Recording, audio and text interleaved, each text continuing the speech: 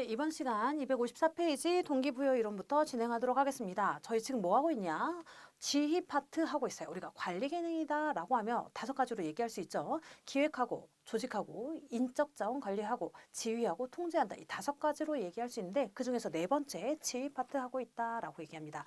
지휘 파트는 어떤 거였어요? 조직의 목표를 달성하기 위해서 필요한 활동을 수행할 수 있도록 동기부여하고 지도하는 과정을 지휘다 라고 얘기했었죠. 거기에서 필요한 활동을 수행할 수 있도록 동기부여한다 라고 얘기했었죠. 그 동기부여 이론에 대해서 지금 배우려고 하고요. 우리가 그 앞전 시간에 지도하는 과정이다는 뭐예요? 리더십을 발휘하겠다 라고 얘기했었고요. 이 리더십 이론에 대해서 쭉쭉쭉쭉 공부했었죠. 리더십 이론 크게 3가지로 얘기했었고요. 특성 이론, 행동 이론, 상황 이론 이 3가지에서 거기에서 더 작은 분류로 쭉쭉쭉쭉 제가 설명을 드렸어요.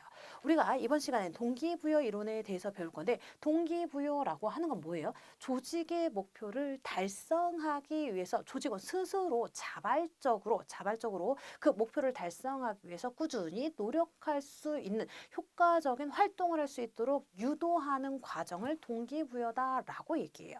그래서 동기부여라고 하는 것은 크게 2가지 이론으로 나누어서 얘기합니다. 내용 이론과 과정 이론으로 나누어서 얘기하는데 내용 이론이라고 하는 것은 무엇이 동기부여를 시키지? 무엇이를 중요시하고 있어요. 그래서 동기부여의 요소를 강조하는 것이 내용이론이다라고 한다면 과정이론이라고 하는 것은 동기부여 중에 과정이론이라고 하는 것은 어떻게 동기부여하면 좋아?를 얘기하고 있는 거예요. 그래서 욕구가 행동으로 변환하는 과정에 대해서 얘기하고 있는 게 동기부여 이론 중 과정이론이다라고 얘기할 수가 있겠습니다. 그래서 이 내용 이론에 속하는 이론들이 몇 가지가 있는데요. 뭐가 있냐? 첫 번째, 매슬로우의 욕구 단계 이론이 내용 이론에 속합니다. 2번째, 엘더퍼의 ERG 이론이라는 게 속하고요. 세 번째 뭐가 있냐? 허츠버그의 위생 동기 이론이 포함돼요. 네 번째 뭐가 있을까? 네.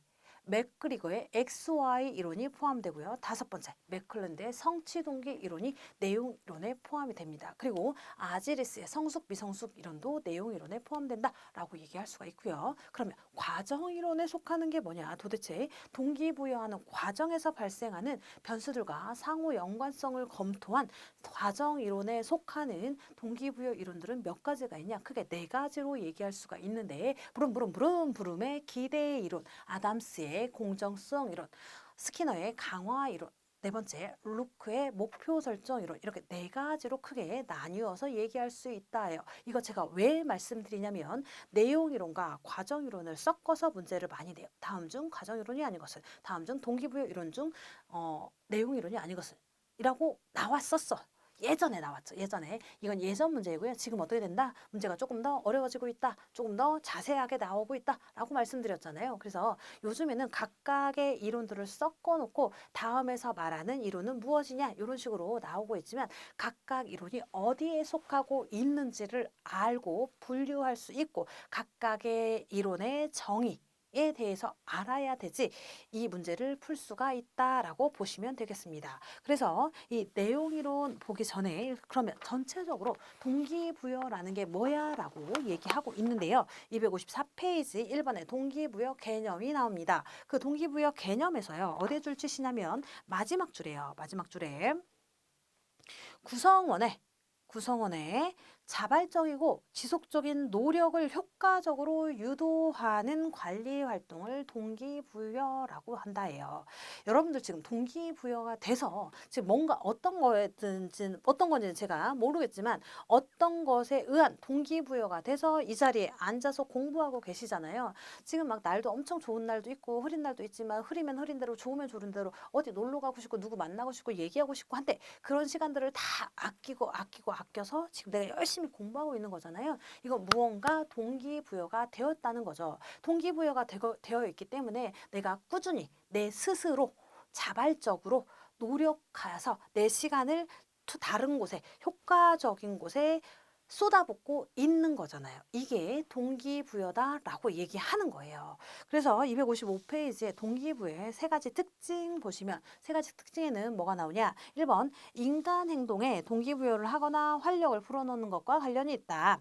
어떤 목표의 성취를 향해서 행동을 감독하는 것에 관한 것이다. 이런 행동이 지속되는 방법을 제시하는 것이다. 이런 것들이 동기부여다라고 얘기할 수가 있겠습니다. 3번 동기부여 이론은 특성상 내용이론과 과정이론으로 분류하고 있다. 그래서 제가 내용이론과 과정이론에 대해서 말씀을 드렸었죠. 내용이론이라고 하는 것은 우리 책의 줄치입니다.